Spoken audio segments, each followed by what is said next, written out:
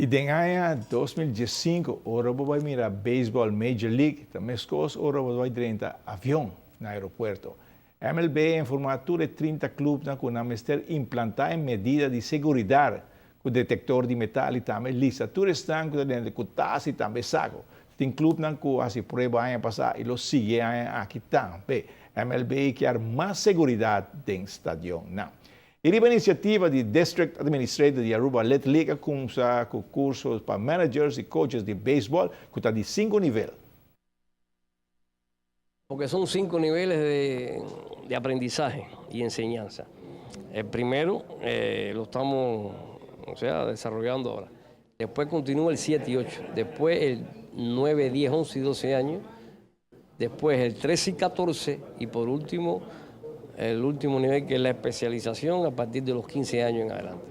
O sea, son 5 niveles en el proceso de enseñanza y aprendizaje que queremos programar, proyectar aquí, a ver si da resultados y podemos alcanzar un tanto algún desarrollo sostenible.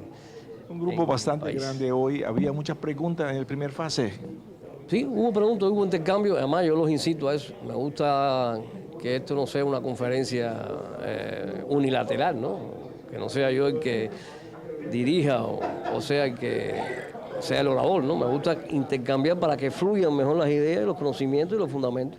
Y así es más amena la clase también, porque ellos son especialistas también, tanto como yo. Yo les decía a ellos, hoy me tocó a mí estar de frente a ustedes, pero quizás mañana yo soy el que estoy sentado. Entonces, es así, y el objetivo es que ellos, en el futuro, preparen a las futuras generaciones del país, que pueden ser los niños que tienen hoy 10, 11, 12, 14 años, quizás de aquí a unos cuantos años sean esos niños los que sean preparados por ellos, o viceversa, a otros niños de edades más tempranas. Ese es el objetivo, unificar criterios, ahondar, consolidar, perfeccionar el sistema de entrenamiento deportivo para el desarrollo del béisbol, de una forma, como usted está viendo aquí, amena, de intercambio, de encuentro.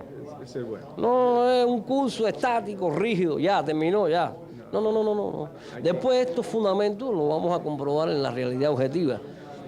Vamos a estar con ellos en los entrenamientos.